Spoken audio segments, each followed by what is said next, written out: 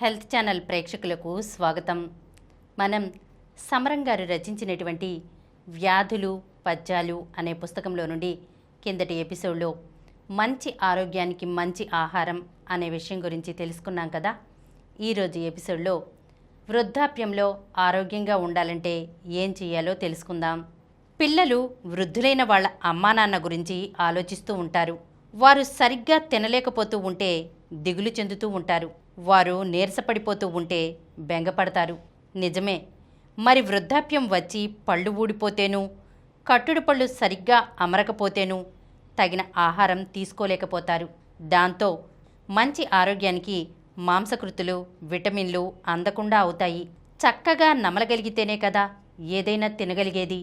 ఈ విధంగా సరైన ఆహారం తీసుకోలేకపోతే మరికొందరు ఆర్థిక ఇబ్బందుల వల్ల, ఒంటరితనం వల్ల, కుటుంబ గొడవల వల్ల మంచి ఆహారం తీసుకోలేకపోతారు. సాధారణంగా వయసు మళ్ళుతున్న కొద్దీ నోటికి రుచి తెలియడం తగ్గిపోతుంది. కమ్మని వాసన కూడా తెలియడం తగ్గిపోతుంది. రుచి వాసన తగ్గడంతో ఆహారం తీసుకోవడంలో ఆసక్తి తగ్గుతుంది. జీర్ణకోశంలో జీర్ణగ్రంథుల ఉత్పత్తి కూడా తగ్గుతుంది. దాంతో ఆకలి, అరుగుదల తగ్గిపోతాయి. వృద్ధాప్యం వచ్చినా విటమిన్లు, ఖనిజ లవణాల అవసరం తగ్గదు. కానీ తగినంత ఆహారం తీసుకోకపోవటం వల్ల అనారోగ్యం కలుగుతుంది. విటమిన్ల లోపంతో పాటు కాల్షియం, ఐరన్ లోపం ఎక్కువ కనబడుతుంది. అందువల్ల వృద్ధుల్లో రక్తహీనత ఏర్పడుతుంది. వయసు మళ్లిన వారి ఎముకల్లో బలం తగ్గిపోతుంది. కొందరిలో ఎముకలు పుటకపోయినట్లయి అతి తేలికగా విరిగిపోతాయి.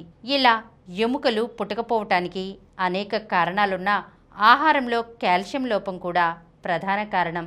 అందుకని 40 సంవత్సరాలు దాటిన దగ్గర నుంచి ఆహారంలో కాల్షియం ఎక్కువ ఉండే పదార్థాలు తీసుకునేటట్లు చూడాలి. పాలల్లో కాల్షియం శాతం ఎక్కువ ఉంటుంది కనుక పాలు ఎక్కువగా తీసుకోవాలి.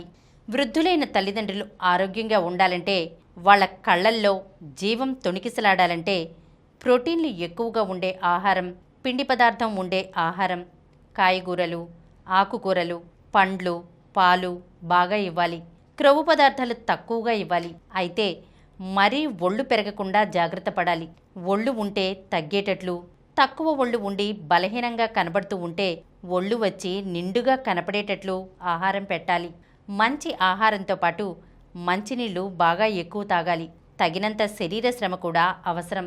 రోజు కొంత దూరం నడవటం, పెరటి తోటలో పనిచేయడం ఆరోగ్యానికి అవసరం. ఆహారంలో కోడిగుడ్లు, చేపలు, మాంసం తినిపించాలి.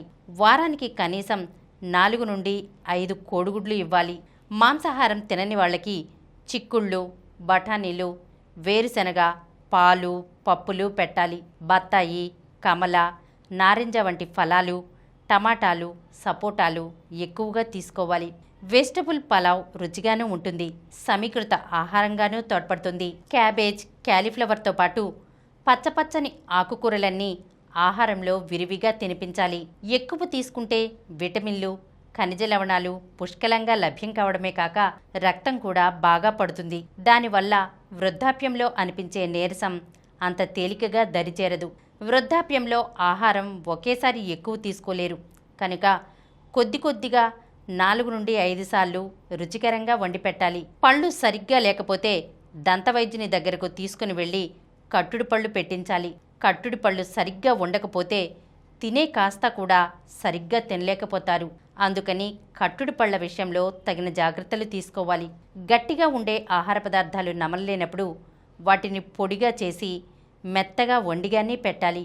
వీలైనంత వరకు రోజు పండ్ల రసం ఇవ్వడం మంచిది. వృద్ధులకి కూడా వయసులో ఉండేవారు తీసుకునే ఆహారమే ఇవ్వడమైనా ఒక పద్ధతి ప్రకారం ఇవ్వడం, వారు తీసుకోగలిగిన రీతికి ఇవ్వడం ముఖ్యం. అప్పుడే వారి ఆరోగ్యం చక్కగా ఉంటుంది, ఆనందాన్ని కలిగిస్తూ ఉంటుంది. ఈరోజు మనం వృద్ధాప్యంలో ఆరోగ్యంగా ఉండాలంటే ఏం చేయాలో తెలుసుకున్నాం కదా.